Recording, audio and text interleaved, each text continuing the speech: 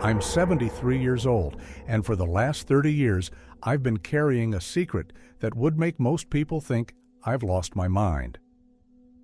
In 1994, I found an adult creature trapped in a ravine in the pine woods near the Appalachian Mountains. It wasn't a bear. It wasn't a wolf. It was something that shouldn't exist. I kept it in my cabin shed for 30 years, feeding it, managing it, taking it out during the night when I was certain I couldn't be caught. Rain, snow, illness, nothing stopped our nightly routine. Then one morning in 2024, the feds showed up.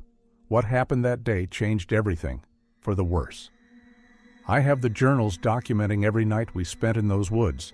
I have photographs hidden in my cabin. The creature is gone now, but the consequences of what I did will haunt this land long after I'm dead. This is my confession before I die. My name is Roger Thompson, and I spent 35 years as a wildlife biologist specializing in predator management and conservation in the Appalachian region. I've handled wolves, cougars, black bears, species most people only see in documentaries. I've been charged by grizzlies in Montana, tracked jaguars through Mexican rainforests, and spent 6 months studying wolf pack dynamics in Alaska's interior. I thought I understood the limits of what existed in North American wilderness. I was catastrophically wrong. The doctors gave me 6 months last November. Stage 4 lung cancer metastasized to my lymph nodes and liver. Ironic, considering I never smoked a day in my life. Radon exposure from all those years working in caves and dens, they said. Occupational hazard. I'm writing this from my cabin in the remote pine woods of western North Carolina, deep in the hollows where the Appalachian Mountains create pockets of isolation that swallow sound and keep secrets. I've lived alone here since 1992. My marriage ended that year. Ellen left after 23 years together, finally admitting she couldn't compete with my obsession with work. She wanted children, stability, a husband who came home for dinner. I wanted to chase answers in places most people were smart enough to avoid. My father killed himself when I was 19. Depression, they said. Looking back, I wonder if he just couldn't bear the weight of knowing things he could never speak about. I understand that impulse now better than I'd like to admit. The region has folklore, like everywhere else. Stories about something called the Dogman. Creatures that walk upright like men, but have the heads and strength of wolves. Old-timers would talk about them around campfires, voices dropping to whispers. I'd smile politely and catalog it alongside Bigfoot and the Jersey Devil. Entertaining mythology with zero scientific basis. That skepticism lasted until March 8, 1994. I thought I understood limits.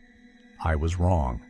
And the forest has its way of teaching you lessons that will break you if you're not careful. March 8, 1994. The temperature had dropped to 28 degrees Fahrenheit overnight. Late winter cold that turned the morning fog into ice crystals hanging in the pine branches. I was conducting a routine survey for the state's Endangered Species Program, documenting potential den sites for reintroduced red wolves in the most remote sections of the Nantahala National Forest. I heard it before I saw it. A low, sustained vocalization that wasn't quite a growl, wasn't quite a whine, something between pain and rage that made every instinct in my body scream to turn around and leave. I'd heard wounded animals before. This was different. This carried intention, communication, a complexity that suggested the sound itself was meant to convey specific information. I found it at the bottom of a ravine, approximately 40 feet below the trail. The creature had fallen, or been pushed, into a natural trap, a steep-sided depression with walls too sheer to climb without the proper limb configuration. And this thing's limb configuration was wrong for the terrain it had fallen into. Even from above, I could see it wasn't anything I'd ever encountered. 7 feet tall, easily 300 pounds. Covered in dark gray-brown fur that was matted with mud and blood. The hind legs were too long, too thick, built for upright locomotion rather than quadrupedal running. It was standing on 2 legs, leaning against the ravine wall, one arm and I have to call it an arm because that's what it was, hanging at an unnatural angle, broken, clearly. The head turned toward me, and I saw the face. Canine-shaped? Yes, but the muzzle was shorter than a wolf's, the skull more domed, the jaw structure powerful enough that I could see the muscle definition even through the fur. The ears were pointed, standing upright, swiveling independently to track my position, even as the creature's eyes locked onto mine. Those eyes were amber, reflective in the early morning light, but the reflection was controlled, almost restrained. As if the tapetum lucidum was regulating how much light it gave back. The pupils contracted and dilated with a fluidity that suggested neurological complexity far beyond simple reflex. The creature's lips pulled back, revealing teeth designed for tearing meat, canines over 3 inches long, serrated premolars built for crushing bone. But it didn't attack. Couldn't attack, trapped as it was. It just watched me with an intelligence that made my hands shake. I had 3 options: leave it to die, report it to the authorities, or help it. I spent 6 hours constructing a pulley system using climbing rope from my truck. Got the creature sedated with enough tranquilizer to drop a black bear. And I hauled it out of that ravine knowing that what I was about to do would either be the most important discovery of my career or the biggest mistake of my life. Looking back, all the warning signs were there. I chose to ignore every single one. I set up the old storage shed behind my cabin, a structure originally built for equipment storage, roughly 12 feet by 16 feet, with reinforced walls designed to keep bears out. The creature, I was already thinking of it as Silas by then, after Silas Creek where I'd found it, remained unconscious while I worked. The broken arm was a compound fracture, bone visible through torn flesh and matted fur. I set it as best I could using techniques I'd learned working with large predators, and secured it with a splint made from cut pine branches and duct tape. The creature's heart rate was elevated, approximately 110 beats per minute, and its temperature registered at 102 degrees Fahrenheit. Stress and pain, most likely. Why didn't I report it? Professional suicide, primarily. A wildlife biologist claiming to have found a cryptid would be laughed out of every institution in the country. My credentials would mean nothing. They'd assume I'd fabricated evidence that decades of legitimate work had been building toward some elaborate hoax. But there was something else, too. Something I'm less proud of. I wanted to be the one who understood it first. Before the government swept in, classified it, buried it in some facility where the science would be politicized and controlled, I convinced myself I could manage it, study it, keep it safe until I had enough documentation to go public with credibility. That first night, Silas's eyes opened around 11 p.m. The sedation was wearing off.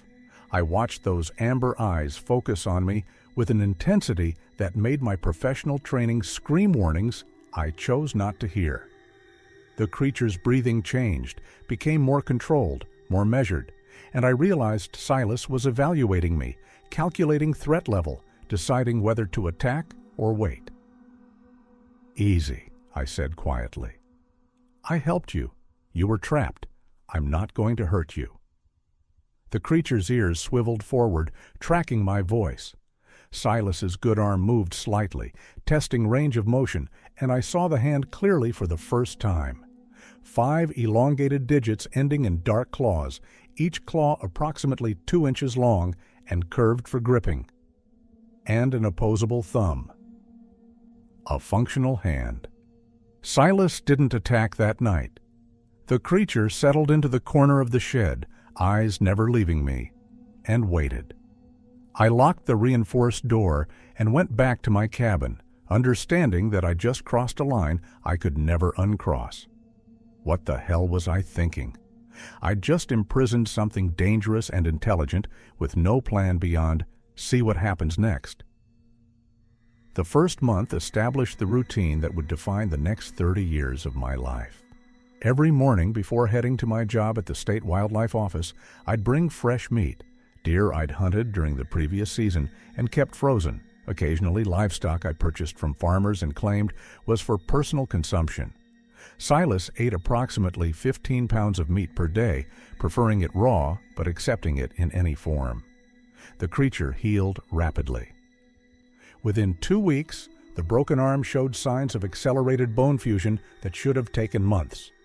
By week 4, Silas was using the arm again, carefully at first, then with increasing confidence. The healing rate suggested either enhanced cellular regeneration or a metabolism fundamentally different from any mammal I'd studied. I established boundaries through consistency. Food arrived at 6 a.m. and 6 p.m. exactly. I never varied the schedule. I never approached Silas directly. I'd open the door, place the food just inside, and retreat. The creature learned the pattern within days, but the intelligence markers appeared immediately. Silas recognized the sound of my truck from over a mile away. I could see the behavioral shift through the shed's small window, ears perking up, body shifting toward the door, several minutes before I'd even turned onto my property. When I entered with food, the creature would watch my hands, my shoulders, my head angle, reacting to intention rather than completed movement. The vocalizations carried structure, different sounds for different contexts, a low rumble when calm, a sharp bark when agitated, a sustained howl late at night that echoed through the pine woods and made my neighbors ask questions I couldn't answer. By month 3, I started to worry about long-term containment. Silas was testing the shed's structure, not violently, but methodically. I'd find scratch marks at load-bearing joints, pressure damage where the walls met the foundation. The creature was learning the architecture, mapping weak points. I reinforced the structure with steel panels and concrete anchors. But we both knew the truth. If Silas wanted out badly enough, I couldn't stop it. By March of 1995, exactly 1 year after I'd found Silas, the shed had become a prison for something that clearly wasn't meant to be confined. The creature had started displaying signs of severe stress, pacing, repetitive vocalizations, self-harm behaviors like excessive grooming that left bare patches in the fur. In wildlife management, we call this zoochosis, the psychological breakdown that occurs when intelligent animals are kept in inadequate captivity. I had to make a choice. Either release Silas back into the wild and risk exposure, or find a way to provide adequate stimulation and exercise. I chose the third option.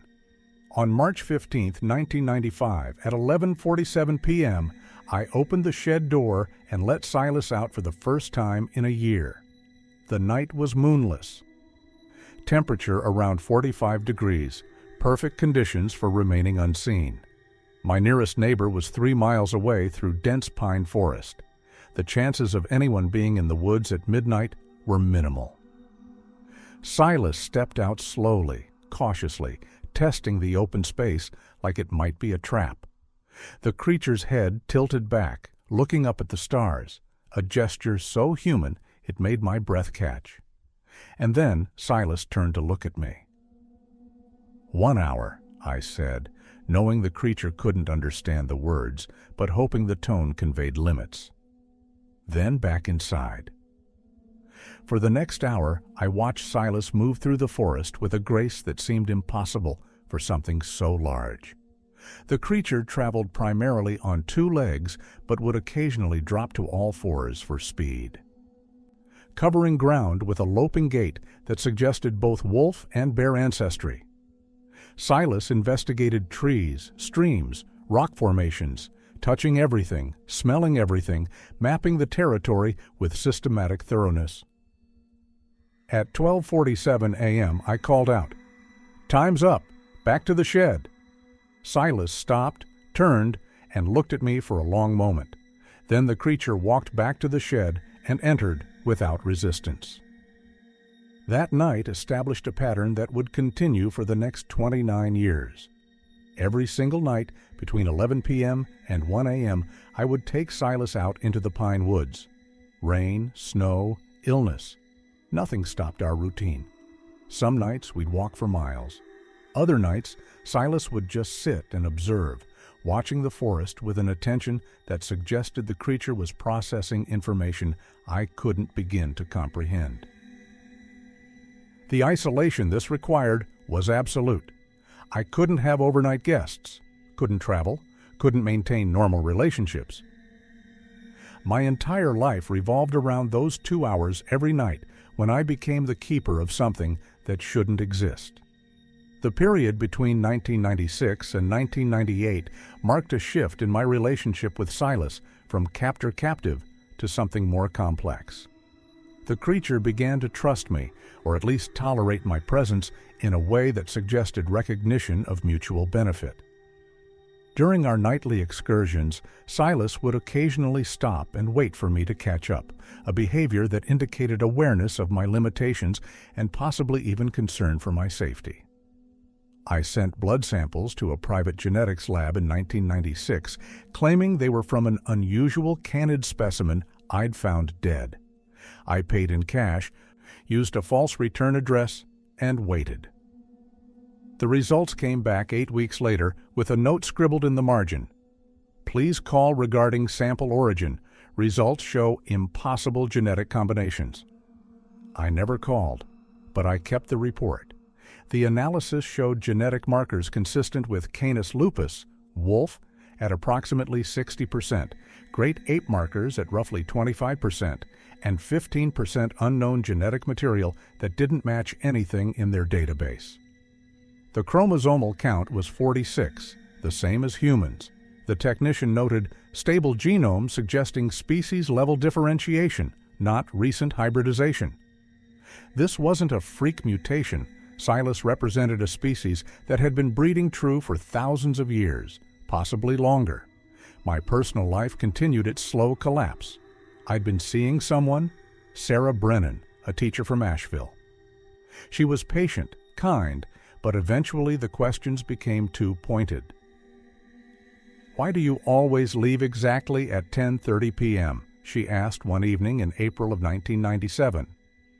"Every single time we're together, you watch the clock like you have some kind of appointment." "I just sleep better in my own bed," I said. "Roger, we've been dating for 6 months. Either you trust me enough to spend one full night together, or you don't." I ended it 2 days later, told her I wasn't ready for commitment, which was both true and completely inadequate. Sarah wanted normalcy I couldn't provide. Another relationship ended before it really began. The ecological changes around my property became pronounced during this period. Deer abandoned their traditional trails, creating new paths that avoided the area within a half-mile of my cabin. Smaller predators, foxes, coyotes, vanished almost completely from the immediate zone. Black bears, which had denned in the area for generations, relocated their territories. In predator ecology, we call this a landscape of fear. The radius was too large for a single predator, even one as large as Silas, which meant other animals could sense something about Silas's presence that triggered ancient survival instincts beyond normal predator avoidance. The forest was reshaping itself around what I'd kept hidden, and I just kept telling myself it was sustainable, that I could maintain this balance indefinitely. By 1999, the nightly routine had become so ingrained that I could navigate the familiar paths through the pine woods in complete darkness. Silas knew the territory as well as I did, probably better, moving with a confidence that came from years of repetition. But routine breeds complacency, and complacency leads to mistakes. The first close call happened in June of 2000. We were 2 miles from my property, following a game trail that led to a small creek where Silas liked to hunt. It was 12:30 a.m., moonless, the kind of darkness where even my high-powered flashlight seemed inadequate. I heard voices before I saw the lights. Campers. 2 of them, from the sound of it, probably hikers who decided to camp illegally in the national forest. I whistled, a sharp 2-note signal I'd developed that meant, "Hide now."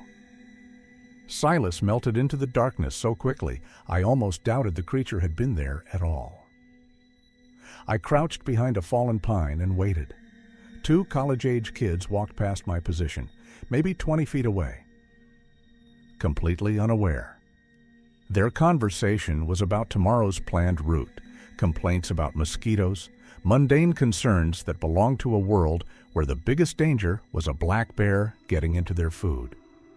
They passed. I waited 15 minutes, then whistled the all-clear signal. Silas emerged from shadows I swore weren't deep enough to hide something that large. We returned to the cabin in silence, and I spent the rest of the night understanding how close we'd come to disaster. I received a warning letter from the State Wildlife Commission that same year. Anonymous tip about possible illegal wildlife captivity on my property. A ranger came to investigate in August. I showed him my credentials, gave him a tour of the cabin, directed him away from the shed by claiming it was just old storage. "Mind if I take a look?" he asked, nodding toward the shed. My heart stopped. "Just tools and equipment, nothing interesting." He studied me for a moment. "You're Roger Thompson, right? You wrote the paper on red wolf reintroduction protocols?" "That's me." "Good work. We're using it as reference for the ongoing program." He smiled. "Just following up on a complaint. Probably someone with a grudge. You know how it is?" He left without checking the shed, but the pressure was increasing, and I knew my luck wouldn't hold forever. I tried dating again in 2001. Met Patricia Simmons at a coffee shop in Asheville.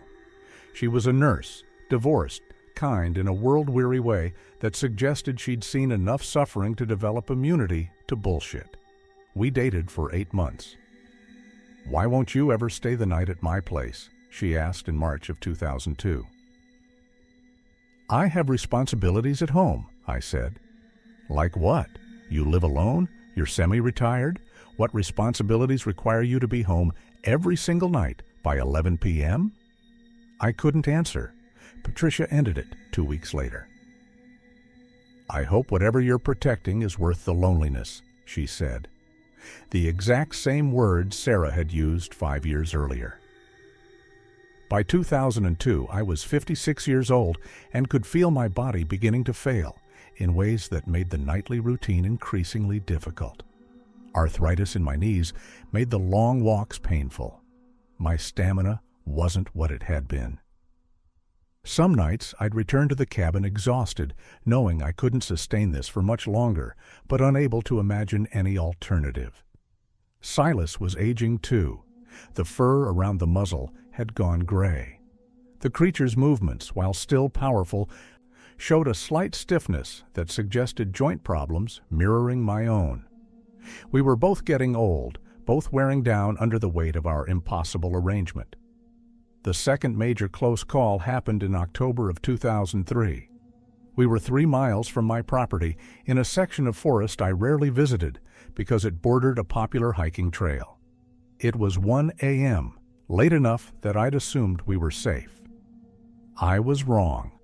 A pair of headlamps appeared on the trail ahead. Night hikers, probably attempting a moonlight trek. I whistled the hide signal, but we were in open terrain with limited cover. Silas didn't hide. The creature froze, standing upright, perfectly still in a way that suggested calculated decision-making rather than panic. The hikers stopped. I could hear their conversation clearly. "Did you see that?" "See what?" "Something big. Right there." A flashlight beam swept across the area where Silas stood. The creature didn't move, didn't react, just remained absolutely motionless in a way that made Silas blend into the irregular shadows of the pine forest. Probably a tree stump, your eyes playing tricks. Maybe. They moved on. I waited 20 minutes before approaching Silas, my hands shaking with the understanding of how close we'd come. "You knew to stay still," I whispered. "You understood they couldn't see you if you didn't move." Silas turned those amber eyes toward me, and I swear I saw understanding reflected there.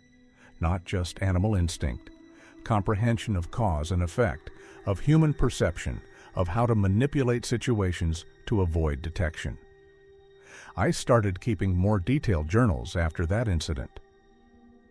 Not just physical measurements and behavioral observations, but philosophical questions about what Silas was, what our relationship meant, what my responsibility was to the truth versus to this creature's safety. The weight of those questions was becoming unbearable. The period between 2005 and 2010 marked the longest stretch where the routine remained unbroken. Every single night, 11 p.m. to 1 a.m., Silas and I walked through the pine woods. We covered hundreds of miles, knew every trail, every creek, every clearing. The creature's behavior had evolved from simple exercise to something more complex. Silas was hunting, tracking, maintaining territorial boundaries like a wild predator while somehow understanding the limits I'd imposed. The intelligence was undeniable by this point. Silas had learned to interpret my body language with frightening accuracy. If I was tired, the creature would choose shorter routes. If I was stressed, Silas would stay closer, as if providing reassurance. The vocalizations had developed into a crude communication system, different sounds for different intentions that I'd learned to interpret over years of exposure. One night in 2007, I watched Silas use a rock to break open a turtle shell. Tool use. Problem solving. The creature examined the turtle, selected an appropriately sized rock, and struck with precise force at the exact points where the shell would crack. I sent additional samples to a different lab in 2008, including tissue and hair along with blood. The results were even more detailed. Genetic composition: 60% Canis lupus, 25% great ape, markers consistent with pan-troglodytes, chimpanzee, 15% unknown origin. Mitochondrial DNA suggests founding population of at least 500 individuals, genetic diversity indicating species established 10,000 to 50,000 years ago. Viral DNA sequences unique to sample. Recommend immediate consultation with evolutionary biology specialists. I never consulted the specialists. The implications were too enormous. This wasn't a recent hybrid or genetic aberration. Silas represented a stable species that had existed alongside humans for potentially tens of thousands of years, remaining hidden through intelligence, caution, and small population numbers that prevented detection. My health began declining noticeably during this period. Arthritis spread from my knees to my hips and hands. I was 62 years old and felt 70. The physical toll of managing nightly excursions with an apex predator was accelerating my aging. Friends from my wildlife biology days stopped calling. I'd refused too many invitations, declined too many collaborations. The isolation was complete now, just me and Silas, walking through darkness while the rest of the world slept. Some nights I'd wonder if this was what madness felt like. Not dramatic psychosis, but quiet obsession that slowly erased everything else until only the obsession remained. By 2010, I'd retired fully from the State Wildlife Commission, claiming disability from arthritis. The truth was, I needed to be on the property full-time. The risks were increasing, and I couldn't afford the distraction of employment. I was 64 years old, living on retirement savings and a modest pension. My entire existence revolving around 2 hours of darkness every night. The third major close call happened in September of 2011. We were returning from our usual route when I heard an engine. Vehicle moving slowly on the fire road that bordered my property. At 12:45 a.m., that could only mean trouble, either law enforcement or poachers. I whistled the hide signal, but we were in open terrain again. Silas dropped to all fours and moved with terrifying speed into deeper forest. I walked calmly toward my cabin, hoping whoever was on that road hadn't seen anything. A sheriff's deputy pulled up to my driveway as I approached. "Evening, Mr. Thompson. Late night walk?" "Can't sleep sometimes," I said. "Helps to move around." "You hear anything unusual out here tonight? Got a report of strange sounds. Howling, maybe?" "Coyotes," I said. "They've been active lately." He studied me for a moment. "You sure you're okay out here alone? You're getting up there in age." "I'm fine. Been living here 20 years. Know the land better than anyone." He nodded slowly. "Well, you be careful. There's been talk about something large in these woods. Probably just a bear, but you never know." He left. I returned to the shed to find Silas already there, waiting.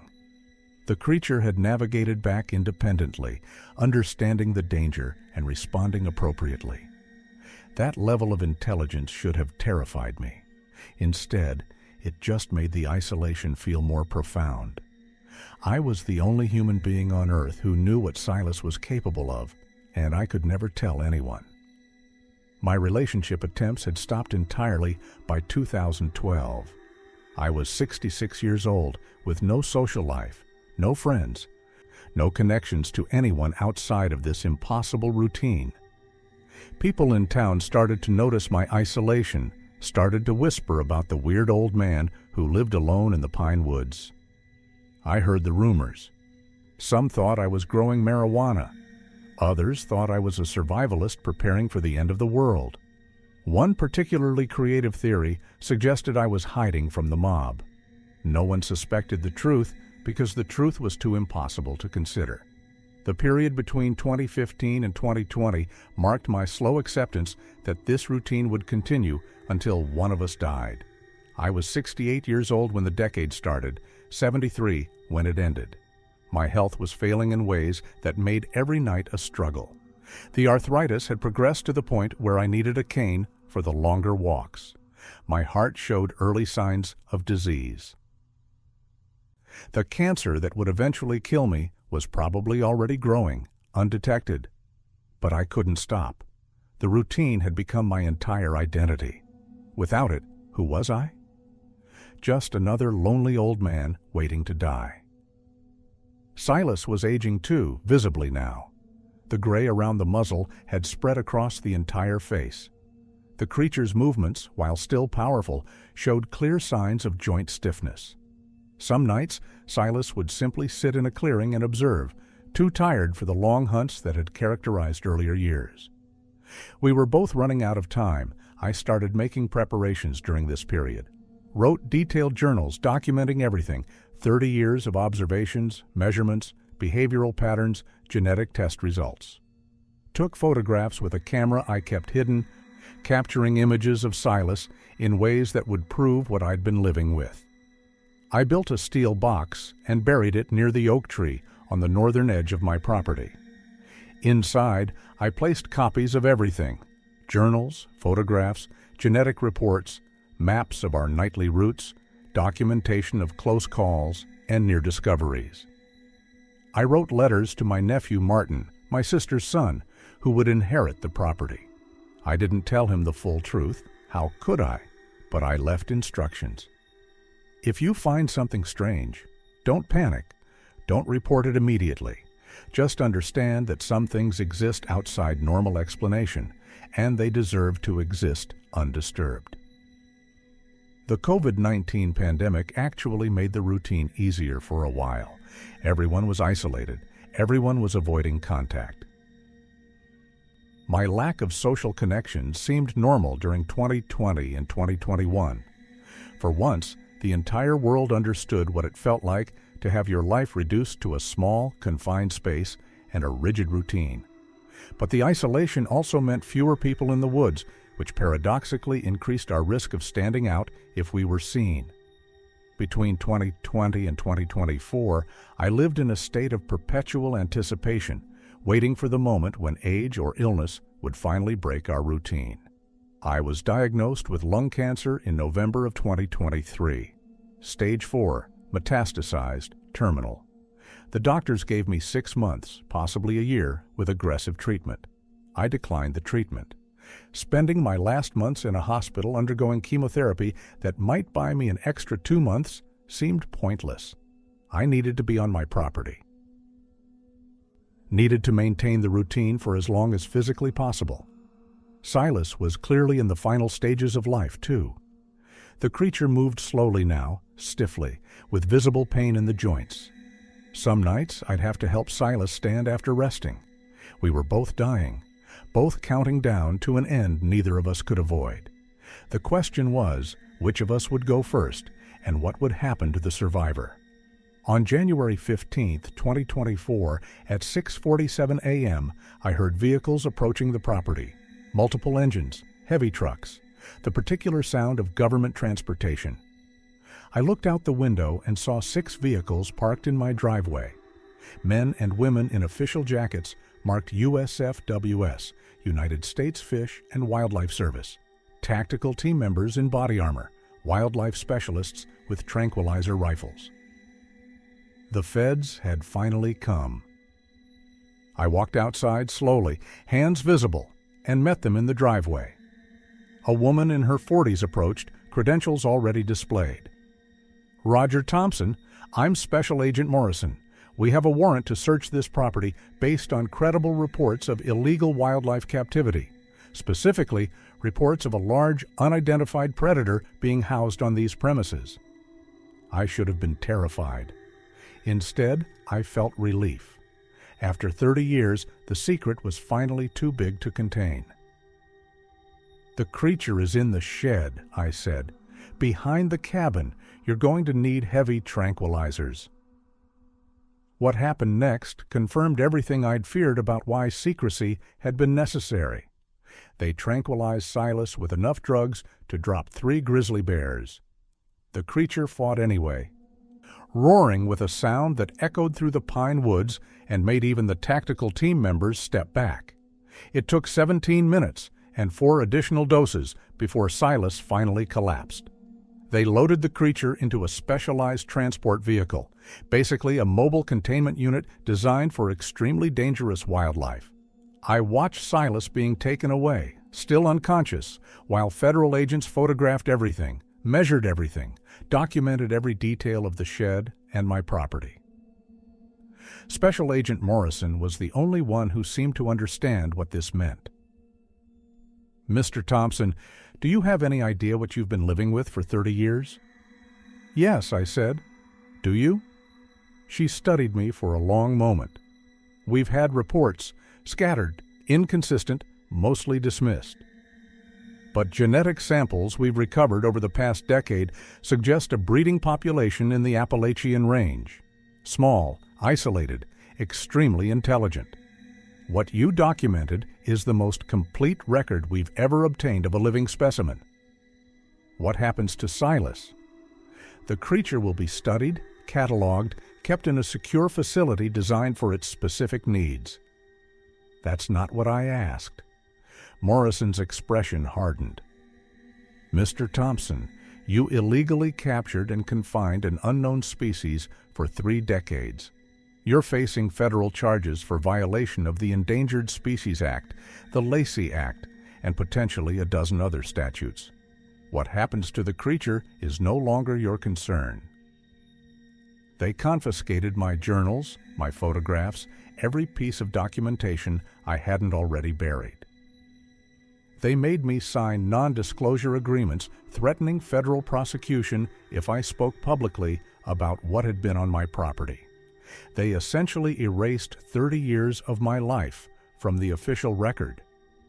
But they couldn't erase what I knew, what I'd learned, what Silas had taught me about intelligence, adaptation, and survival.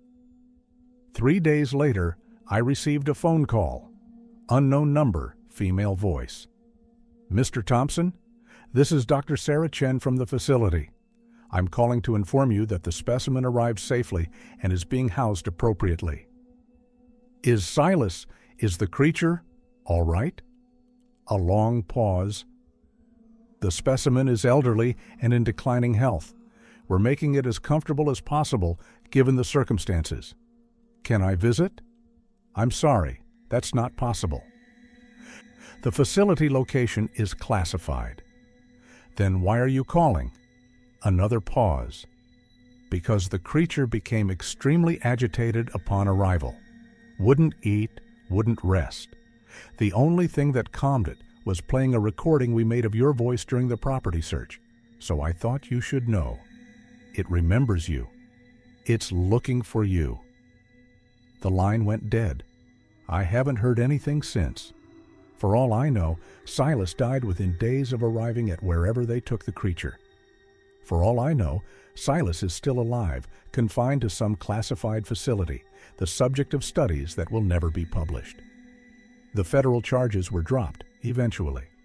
My age, my terminal diagnosis, and the fact that I'd cooperated fully made prosecution politically complicated. But I'm being monitored. My property is being watched. And I know with absolute certainty that if I try to speak publicly about what happened, the consequences will be severe. The worst part isn't the legal threats or the confiscation of evidence. The worst part is that I broke our routine. For 30 years, I'd maintained that pattern, 11 p.m. to 1 a.m. every single night, without exception. And then suddenly, without warning or explanation, I was gone. Silas didn't understand. Couldn't understand. The creature just knew that the one constant in 30 years of captivity had vanished. I condemned Silas to die alone, confused, in a place designed by people who saw the creature as a specimen rather than an individual. That knowledge is worse than any cancer. People ask me sometimes if I regret what I did. It's a meaningless question. Regret implies you'd make a different choice given the same circumstances. I don't know what different choice I could have made. Leave Silas in that ravine to die? Report it and lose all control over what happened next? The moment I found that creature, every possible path forward led to some form of catastrophe. Intelligence isn't the same as compatibility. Silas was brilliant, adaptive, problem-solving, capable of learning and communication that approached human complexity. But that intelligence didn't make captivity ethical. It made it crueler. For 30 years, I kept a sentient being confined to a shed and 2-hour nightly excursions, convincing myself it was research or protection or some noble purpose. The truth is simpler and uglier. I was lonely. I was isolated. And Silas became the only relationship I had, the only thing that made my existence feel meaningful. I kept that creature captive because letting it go would have meant returning to the crushing loneliness I'd been avoiding for 3 decades. That's not noble. That's selfish. And Silas paid the price. I'm writing this final entry on March 8, 2024, exactly 30 years to the day after I found Silas in that ravine. The symmetry seems appropriate. The cancer is progressing faster than the doctors predicted. I have weeks now, maybe days. I'm not taking most of the medications anymore. They make me foggy, and I want to be clear for whatever time remains. At night, around 11 p.m., I still feel the pull of the routine. My body wants to stand up, grab my flashlight, and head out into the pine woods. Sometimes I do. I walk the old trails alone, seeing shadows that aren't there, hearing vocalizations that exist only in memory. The forest has changed since Silas was taken. The deer have returned to their traditional trails. The smaller predators are moving back into territories they'd abandoned. The landscape of fear is dissipating, nature recalibrating itself to the absence of what I'd kept hidden for 30 years. Last week, I heard something in the distance. A deep, sustained howl that carried through the hollows and made every hair on my body stand up. It wasn't Silas. The feds took Silas 600 miles away to a facility I'll never see. But it was something. Special Agent Morrison was right. There are more of them out there. A breeding population, small and isolated, intelligent enough to have avoided detection for thousands of years. And now the government knows they exist. Because I couldn't leave well enough alone. The evidence I buried will stay buried unless Martin is curious enough to find it. The box is marked with coordinates I left in my will, along with a note. Only open if you're prepared for answers you can't unknow and consequences you can't control. I don't expect forgiveness.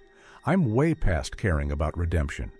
I just needed someone to know what happened before it died with me. The wilderness holds secrets. I know this in ways most biologists never will. Secrets that have survived for millennia by remaining hidden. Secrets that I exposed because I thought understanding was worth the cost. I was wrong. Some things should remain unknown. Some boundaries shouldn't be crossed. Some creatures deserve to exist undisturbed, even if, especially if, we're capable of finding them. Silas deserved better than 30 years of captivity, followed by federal confiscation and clinical study. The species deserves better than human discovery and all the chaos that follows. But it's too late now. The secret is out. The government knows. And whatever happens to the remaining population will happen regardless of what I think or feel about it. I'm 73 years old, dying alone in a cabin in the pine woods, haunted by memories of amber eyes watching me from the darkness, haunted by the knowledge that I broke something irreplaceable trying to understand it. The wilderness holds secrets. Some have teeth. And they're watching, always watching.